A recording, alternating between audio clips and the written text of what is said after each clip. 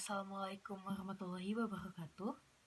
Nama saya Isifa dari kelas 11 MIPA 8. Di sini saya akan menjelaskan tentang ekonomi dalam Islam. Seperti yang kita tahu, Allah Subhanahu wa taala ini menciptakan kita sebagai manusia sosial. Apa itu manusia sosial?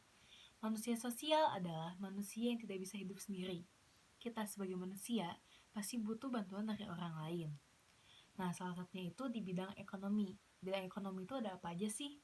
Adanya jual beli, sewa menyewa, dan juga utang piutang.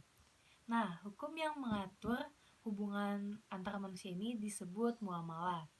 Tujuannya itu agar manusia menjadi lebih teratur, seperti yang difirmankan oleh Allah Subhanahu wa taala pada surat Al-Maidah ayat kedua.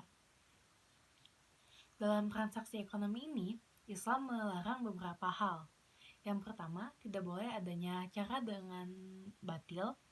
Yang kedua, tidak boleh adanya riba. Yang ketiga, tidak boleh memainkan takaran atau curang. Yang keempat, tidak boleh adanya zalim. Yang kelima, tidak boleh adanya judi. Dan yang terakhir, tidak boleh jual beli barang yang tentunya diharamkan oleh Islam. Untuk macam-macam muamalah ini, yang pertama ada jual beli. Jual beli ini mempunyai beberapa syarat untuk penjual dan pembeli. Yang pertama itu balik, yang kedua memiliki akal sehat, dan yang ketiga itu atas kehendak sendiri tanpa paksaan dari orang lain. Lalu di sini ada hiyar, yang artinya itu bebas untuk memutuskan antara meneruskan jual beli atau membatalkannya. Hiyar ini juga dibagi menjadi 3. Yang pertama ini adalah hiyar majelis. Hiyar majelis itu kondisinya ketika penjual dan pembeli masih ada di dalam satu tempat. Di situ mereka bisa langsung memutuskannya. Yang kedua ada hiyar syarat. Hiyar syarat ini ketika pembeli diberikan waktu oleh penjual untuk memutuskan apakah ia akan tetap membeli atau tidak. Jadi tidak dalam kondisi dan tempat yang sama. Yang terakhir ini adalah hiyar aibi. Hiyar aibi itu ketika barang yang dibeli oleh pembeli itu dibalikan karena adanya kecacatan dalam barang tersebut. Lalu dalam hukum jual beli ini juga ada yang dinamakannya riba. Apa itu riba? Riba itu seperti bunga. Misalkan kita meminjam barang dan tiap harinya itu ada tambahan uang kayak bunga gitu di bank.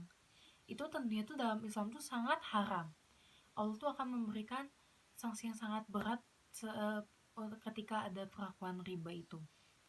Nah, untuk hukum ekonomi yang kedua itu adalah utang piutang. Apa itu utang piutang? Utang piutang itu adalah menyerahkan harta benda ke seseorang dengan syarat akan mengembalikannya di lain waktu. Untuk rukunnya itu ada 3.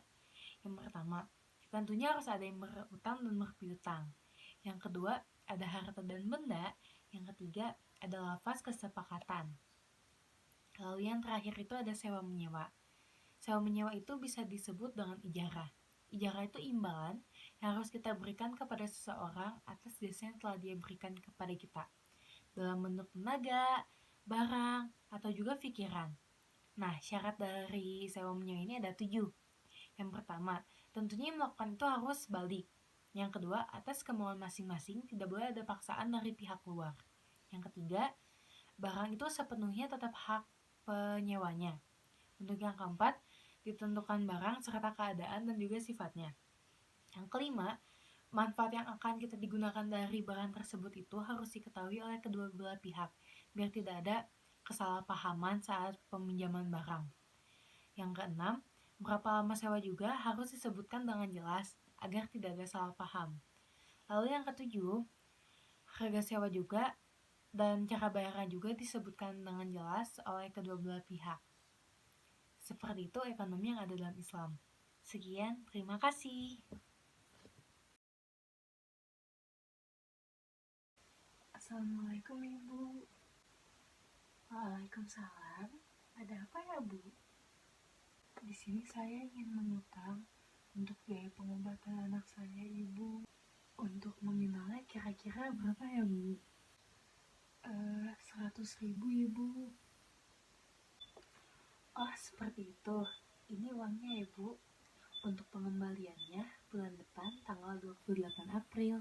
Baik Ibu, terima kasih banyak. Saya akan mengembalikannya bulan depan. Iya, sama-sama Ibu. Semoga berkah. Assalamualaikum. Waalaikumsalam.